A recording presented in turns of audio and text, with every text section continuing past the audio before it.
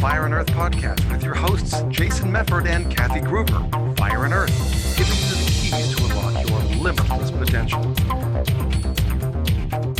Welcome to another episode of the Fire and Earth podcast. I'm your co-host, Jason Mefford. What? But I'm thinking about something else. Oh yeah, I'm Kathy Gruver, and today we're talking about listening. So Kathy, were you not listening to me right now? But no, I was totally right there with you. What did I say?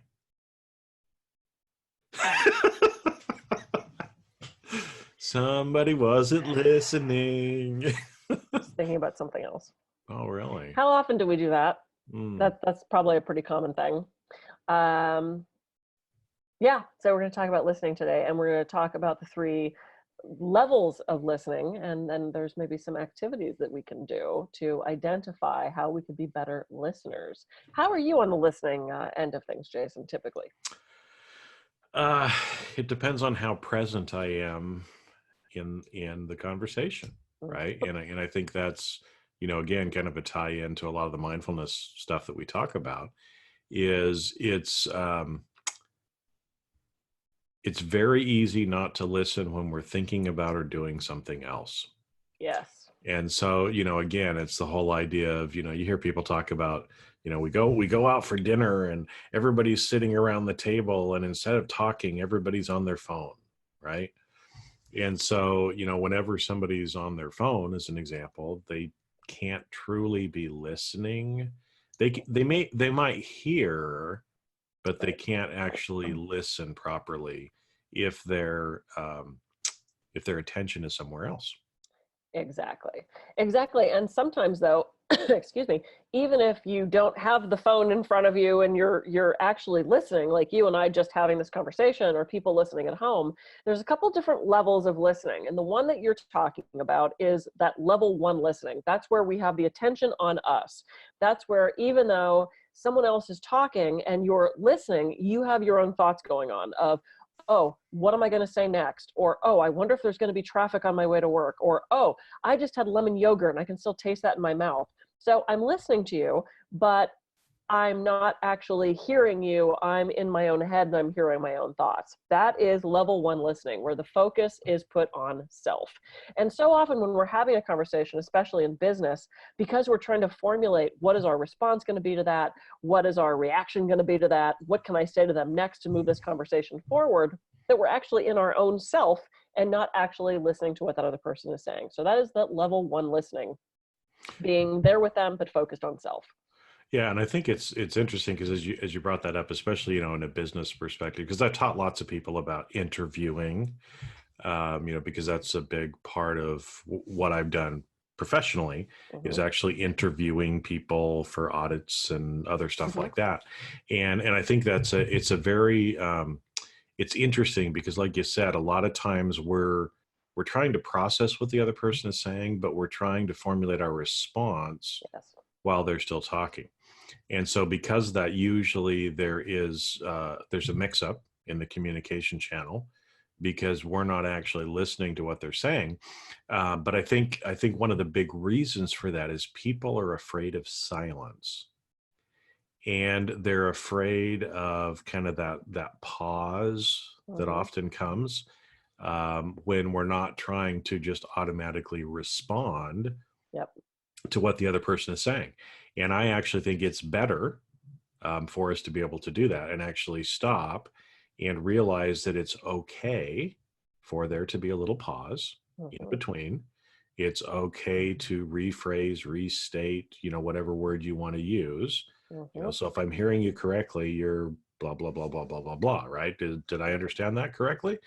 To be able to really understand and make sure that we did listen before we ever end up trying to respond back. So that's interesting because, like you said, and most of the time we're all up in our own head. And so there's a lot of this level one listening that's going on where we think we're listening, but maybe we're not completely hearing because we're listening to ourselves more than we're listening to the other person.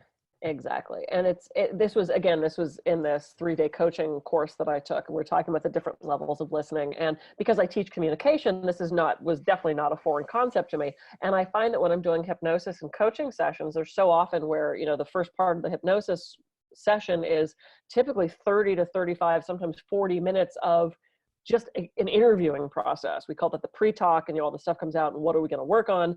And there's been so many times where the person will, babble on for about 5 minutes about something, and I'll just be quiet and I'll just kind of wait. And it's so great because usually they sit back and they wait because they can see I'm processing. And it's like, I'm kind of weeding through what they just told me, and I'm waiting for my brain to go, oh, I know what you can do next. And sometimes that takes a minute. And literally I've sat there for probably 5 minutes and just gone, hang on, I'm just thinking about what I want to do next. And in coaching or in interviewing, or, I don't think we give ourselves that space, that allowing that space and let silence, like you just said, to really formulate what we want to do next or what our response is. And especially in like interpersonal relationships, because I know there was times in my marriage where, my husband would say something and I would be quiet for a second and he'd go, oh, did you hear me? And I'm like, oh yeah, no, I don't know the answer, that just processing that. And we get impatient with each other, especially when we're so used to finishing each other's sentences and, having that type of like rapid fire communication. We're really often stuck in that first person and not giving the other person a chance to actually process what we just said, or ourselves to process what was just said to us and give that intelligent response. We have that reaction, which is oftentimes not warranted or not appropriate or not accurate or, whatever it is. So yeah, it was Yeah, and I was going to say, and I think it's okay for us to give ourselves some grace as well, because, we've talked before about the difference, between the speed of like the subconscious mind versus our conscious mind. Yeah. It takes a while for our conscious brain to catch up, and that's okay, right? Because again, having that soft pause or other things like that does allow our consciousness to catch up with what's going on, and it's perfectly okay. Perfectly okay to do that.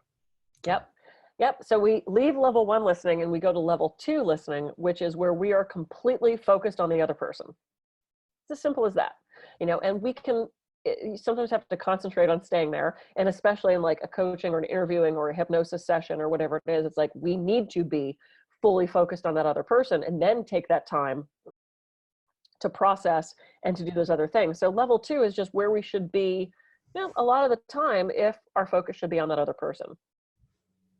Mm-hmm. What were you saying? Then there's the smartass level of listening.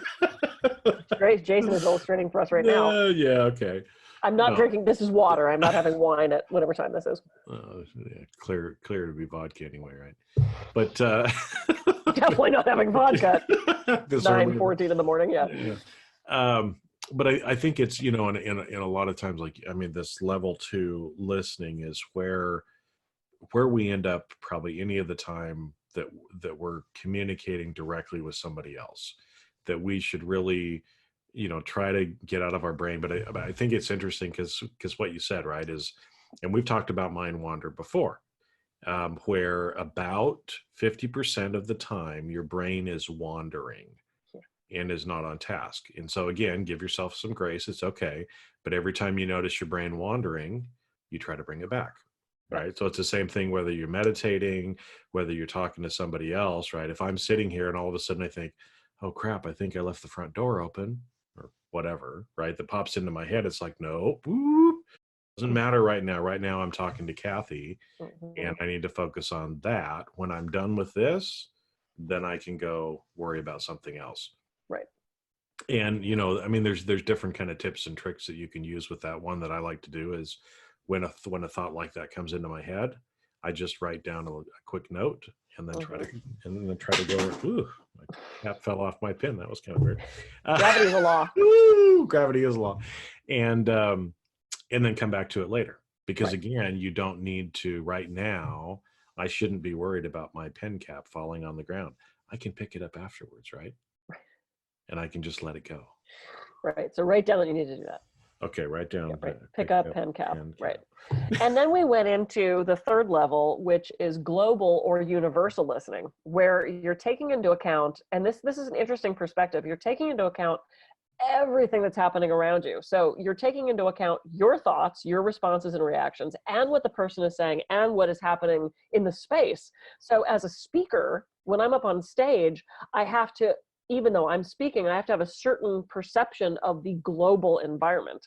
And when we had done an episode, I don't know if it's aired yet or not, because I don't know, we're in the now, talking about those characters and things like that. And when we were going around the room and praising people for things, there was a very specific feeling in the room. There was a very specific tone and attitude in the room of these 22 people as we were talking about these good traits of everybody. And that was that global listening, that global perspective, perspective of what is happening in the room.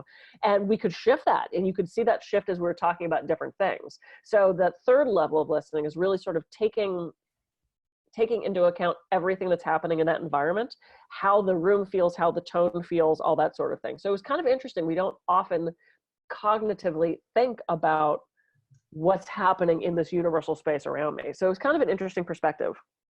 Well, it's interesting because maybe I'll ask you some questions about that. Because again, I mean, until we talked about this today, I'd never really heard people talking kind of about this level 3 global, universal kind of listening.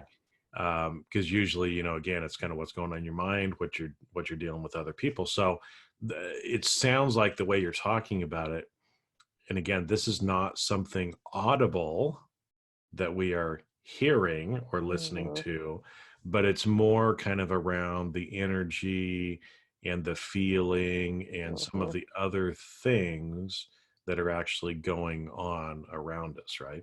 Yep, exactly. It's an expanded view. So it's taking into account all of your senses, and it's kind of like softening and widening your view. So when you're in second person and you were really focused on that other person, you sometimes tune out the environment. You don't hear the fire truck. You don't notice what the people around you are doing. When you're in that third listening, and this is their theory, this is the coactive coaching method, you're actually you're softening your focus and you're widening it. So you're taking into account everything that's happening around you. And if you're doing group coaching or a talk or some sort of group interview or team meeting, you want into the perspective of everything. So you're not just focused on what Mary is saying. You hear Bob in the corner going, and you need to see what is shifting in the tone of the room. So it's an interesting thing, especially if you're working with groups or if you're, on a team or having some sort of like staff meeting. You want to be able to take the temperature of the room, and I don't mean that it's 58 degrees, though that's a little chilly, but actually taking the temperature of the room. So it was an interesting perspective to bring in.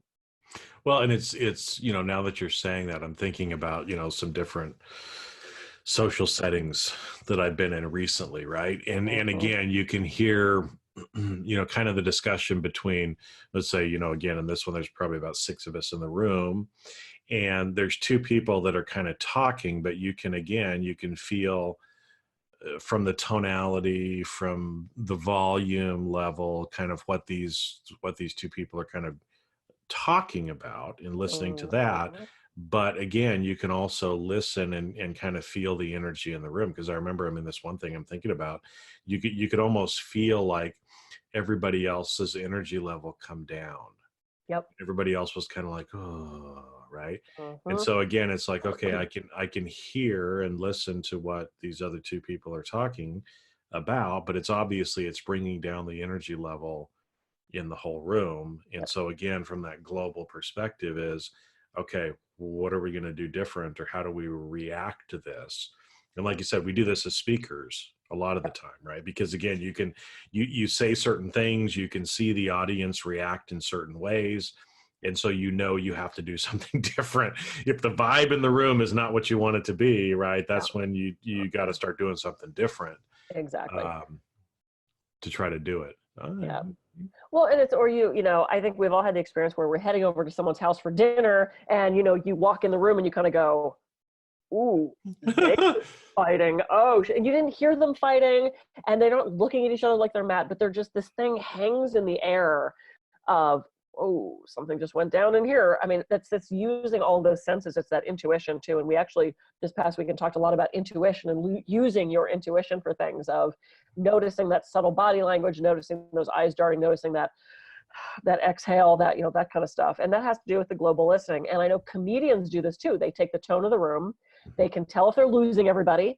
I do that as a speaker. It's like, have we gotten a little too tired? Do I need to pump it up? All right, let's do this thing. If you don't know what's going on in the room around you, you're not going to be as productive. You're not going to be as effective as a leader, a speaker, a coach, whatever you're doing. So it was kind of an interesting perspective that I think now that, like you said, now that we're talking about it, you go, oh yeah, but we don't think about it as much. Yeah. Well, and it kind of reminds me too. I mean, one of the things that I was always taught, in being a speaker is what you do to one person, you do to everyone. Right. So as well. So it's like if you jump off the stage, because I like to move around a lot. And if I go down and I give somebody a high five, I give one person a high five or two or three people, all 500 or 1,000 people in the room feel like, without knowing it, like you've just given them a high five. Mm-hmm. Right. And so, it's that way, like you said, even in the group communications, when two people in a group are talking and one person kind of disrespects or says something that's hurtful to the other person, even though they're just saying it, what they think is just to the other person, everybody else in the room feels that as well. Yeah. Right. Which I think, for us, and this is not just if you're a speaker, but anybody in general, it puts a lot of responsibility on us as well for how we're choosing to communicate, how we're choosing to listen and respect others who are talking as well, because our actions do have a big impact on this, level 3 listening that we've been talking about. Yeah. Yeah. Yeah. I have nothing to add to that. Yeah, it does. And the more we can think about that, and it's interesting because we got to watch a lot of coaching examples. The two facilitators would coach each other, and you could see when they were starting to get, because we did one called processing, which was about emotion, and you could see the room was like leaning in and hanging on every word. And when they were doing the more funny coaching, we were kind of sitting back and we were just like light. And you can guide an entire room by what you're doing, because if you lean in and you start to get really intense and you quiet it and slow it down, you can bring the entire audience in with you. And it's one of those things that I love about speaking, is like changing that tone and the intonation of the voice and the speed and the gestures. And I've watched entire audiences just kind of go and lean in, because I bring it in. I bring them in. That's the art of being a good performer, being a good speaker. I met a magician at the Magic Castle who also does stand-up. And so I watched a couple of his shows last night on YouTube, just little 5-minute clips of various comedy clubs. And he said something about halfway through the show that was fucking hilarious. And it caught him off guard. He had not tried the joke before. And he literally said to the audience, "Oh crap, well that went better than I expected. All right, well, I'm gonna have to bring you guys back down to bring you guys back up for my closing. I should have ended with that." And it was an experiment, but you could see him like play. He suddenly realized, whoa, that's probably as high as I'm gonna get you guys. Now what do I do? How do I bring you to a close when that was my high? You could tell he was tempted to just be like, "Okay, thank you," but he had 2 more minutes to go. So it was kind of interesting to watch him work the crowd that way. So that was that global listening, that universal listening. Yeah. Well, and comedians, I think especially, it's doing stand-up is one of the toughest things that you can do. Right. And again, depending on the venue, what it is. Yeah. If it's your set show, that you've already kind of got down, but if you're introducing new material, if it's a new venue, different people, you always have to kind of be checking for the audience to see what the audience is going with. So yeah, that brings up, this level 3 listening is kind of a different, I kind of knew about it, but I've never really thought about it this way. Well, it's not really listening. Yeah. Cause it's not audible, right? Because that's why I'm thinking, it's perceiving, not hearing. Yeah. But I like the way they broke that down, because it's true. It's like, are we on self, or are we on other, or are we global? Have we expanded our view to encompass everything around us? So I thought it was a nice system, and we're here to help people unlock the potential. And this was another one of those reminders that we need to listen, and it can't always be about us. Yeah. Well, and especially I think too, when you're in that level 2 mode where you're with another person, is again to try to make sure that we're not focusing on ourselves, or thinking about how we're going to respond, but actually try to be fully present with the person and really try to understand what they're saying, take the pauses, do what we need to do so that we're really not just hearing them, but actually listening and understanding and knowing how to react. And again, like you said, some of those things from the global perspective, I mean, those nonverbal cues is it's the same thing. Yep. Right. And I think it was UCLA did a study, and I think 7% of it is of our communication is actually what's said, and 93% is all of the nonverbal stuff as well. Yeah. And are you picking up on that? And this is one of the reasons why I don't like coaching over the phone. I'd rather, even if it's just on Zoom, it's like I'd rather see the person because you can see their eyes move and you can see their hands ring a little bit, and you can, this is one of the reasons I love that we do this podcast on video as well, because I'm a visual learner. So I could listen to us, but to me, it's not as dynamic. It's not as fun. I want to see our faces and I want to see the interaction that we have in this visual way, as opposed to just listening to it. So, but if we all learn differently, and we all, you can still get some auditory nuances. But to me, because I'm a visual, that's more exciting for me. So anyway, well, I think this was I'm glad we did this one. This was a good show. Yeah. We'll listen to each other. Yeah. Okay. Oh, warm and fuzzy. Yeah. For everybody who's watching the video, we're just nodding our heads back and forth right now. If you're listening to audio, you don't get to see this. Oh, yeah. Now the tongue's come out. All right. Here we go. Because Jason and we're siblings. I swear to God we are. And apparently I'm the older sister, which I forgot until this morning. Oh yeah. Well, I'm an old man. Old man at heart. I've always been confused for being 5 to 10 years older than I actually am. Really? Oh, yeah, which is kind of weird. Well, I don't know if it's kind of natural birth order, because there's 11 years between me and my next oldest sibling. Oh wow. But it's almost like a lot of my personality is as if I was still born like a couple years after her. Right. Okay. So it's kind of weird. Anyway, interesting. That's way off topic. Everybody thinks I'm younger than I am, so I'll take that. Well, we'll do age next time. Yeah, we'll do. Okay, there we go. It's just a number. It's just a number anyway. Oh, I know. Oh, I'm about to have a big birthday. See you all in Vegas. All right. So there we go. So we have our level 1 listening, which is thinking about self. Level 2 is putting the focus on the other person. And 3 is that global perspective, that global listening of softening and expanding your view. So I think this was great. Do you have anything else? I think that's it for this time. Beautiful. All right, cool. I am Kathy Gruver. I can be reached at kathygruver.com. And I'm Jason Mefford. I can be reached at jasonmefford.com. So go out and listen to the next episode of the Fire and Earth podcast. And we'll see you later. See ya.